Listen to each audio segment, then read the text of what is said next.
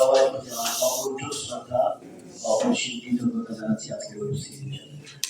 যতদূর বাংলা ভাষা ততদূর এই বাংলাদেশ, এই হচ্ছে ফোবারার মূল প্রতিপাদ্য বিষয়।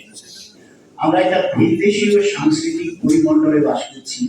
ফোবারার মুখ্য উদ্দেশ্য ছিল, আজ পর্যন্ত আমরা 40 বছরে পদার্পণ করেছি একটা উদ্দেশ্য নিয়ে। আমাদের প্রজন্ম যারা একটা বিদেশীয় সাংস্কৃতিক পরিমণ্ডলে বেড়ে হচ্ছে, তাদের মাঝে শেকড়ের সাথে সম্পৃক্ততা তৈরি করা, তাদের মাঝে আমার কবিগুরু রবি ঠাকুর, নজরুল, আমার মহান মুক্তিযুদ্ধ থেকে শুরু করে আব্দুল করিম, হাসান রাজা সহ তাদের চিন্তা চেতনাকে, সংস্কৃতিকে এই নতুন প্রজন্মের কাছে প্রতিস্থাপন করা। আমরা অনেকটা সফল হয়েছি। আপনারা শুনলে আশ্চর্য হয়ে যাবেন, ওখানে জন্ম নেওয়া মেয়েরাওটা আমাদের পিছনে বসে আছে।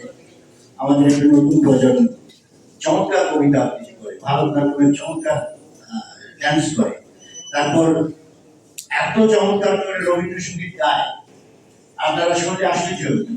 এটা ফোবারার সফলতা আমি মনে করি।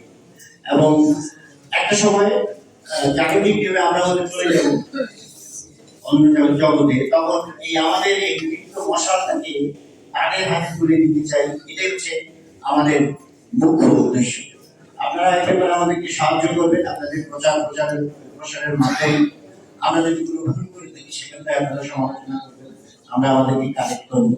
আপনাদেরকে আবার অসংখ্য ধন্যবাদ। আপনারা ভালো থাকুন, সুস্থ থাকুন।